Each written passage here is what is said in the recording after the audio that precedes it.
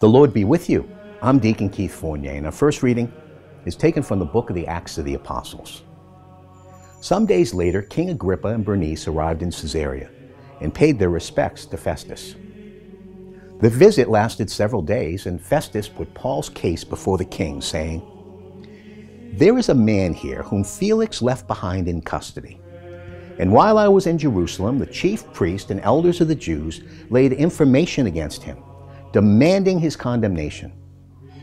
But I told them that Romans are not in the habit of surrendering any man until the accused confronts his accusers and is given an opportunity to defend himself against the charge. So they came here with me, and I wasted no time, but took my seat on the tribunal the very next day and had the man brought in. When confronted with him, his accusers did not charge him with any of the crimes I had expected. But they had some argument or other with him about their own religion and about a dead man called Jesus, whom Paul alleged to be alive. Not feeling qualified to deal with questions of this sort, I asked him if he would be willing to go to Jerusalem to be tried there on this issue. But Paul put in an appeal for his case to be reserved for the judgment of the emperor. So I ordered him to be remanded until I could send him to Caesar." And our response is taken from Psalm 103. "Bless Yahweh, my soul, from the depths of my being, his holy name. Bless Yahweh, my soul, never forget all his acts of kindness.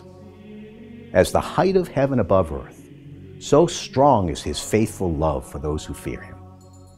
As the distance of east from west, so far from us does he put our faults.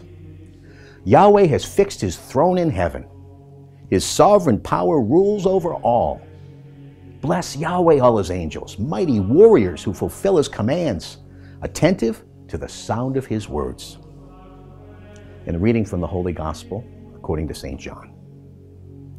When they had eaten, Jesus said to Simon Peter, "Simon, son of John, do you love me more than these others do?"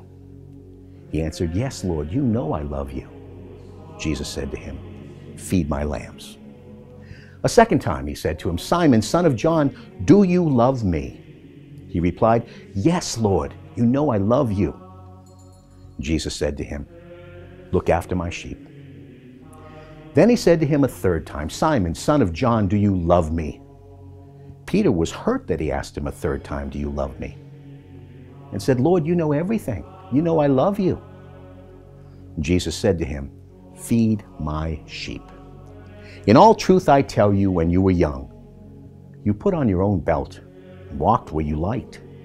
But when you grow old, you will stretch out your hands, and somebody else will put a belt round you and take you where you would rather not go."